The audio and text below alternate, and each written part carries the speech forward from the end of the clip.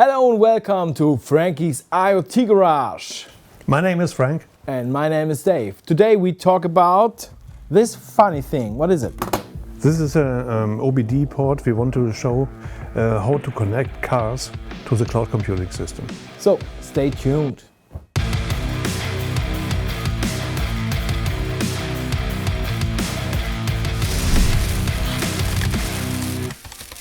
So you mean this is an OBD device? What does it mean? What stands OBD for? OBD means onboard diagnostics, and every car sold after January 1996 is equipped with this OBD port by law.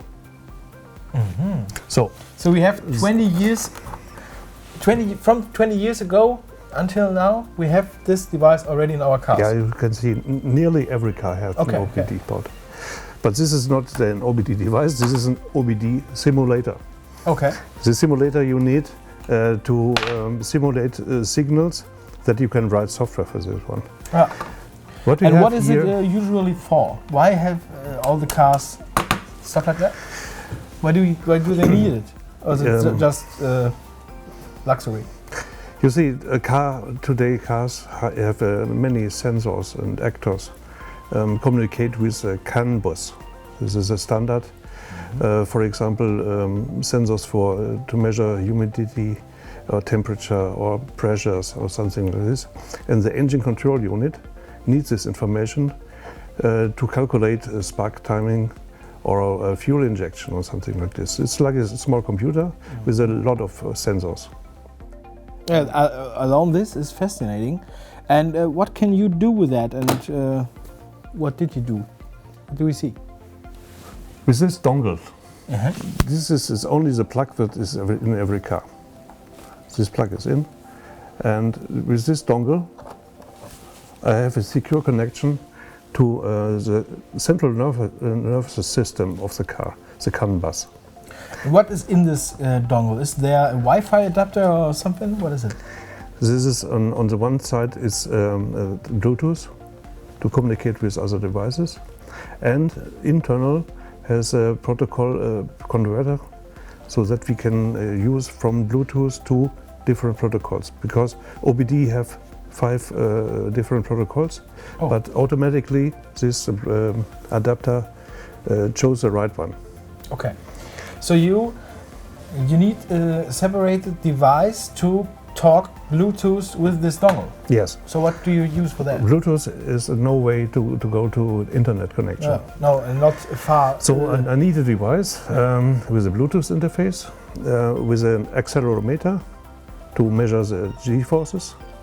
I need a mobile connection, and I need computing power because we need to make some calculations.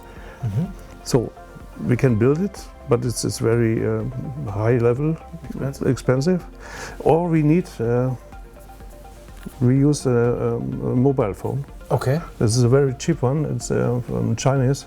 It's around about $50, and have oil in. And this one we put our software in.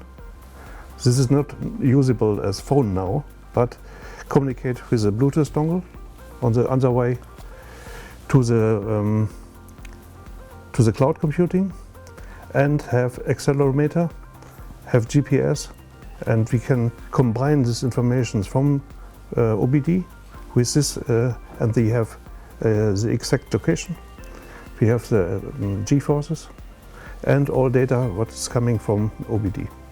So, and also we have a GSM connection, or 3G or 4G, and this is the way to go out with data to the internet.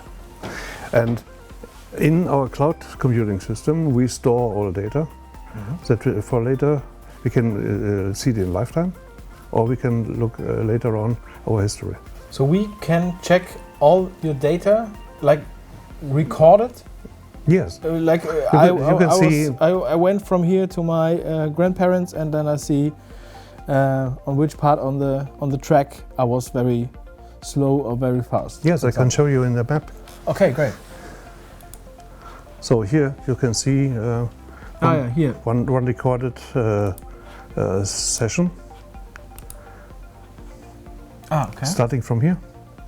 And on every waypoint, you see the parameters here. For example, we have speed, we have the temperature, we have load, we have the fuel consumption, we have round per minute, we have the average speed, we have the average fuel, and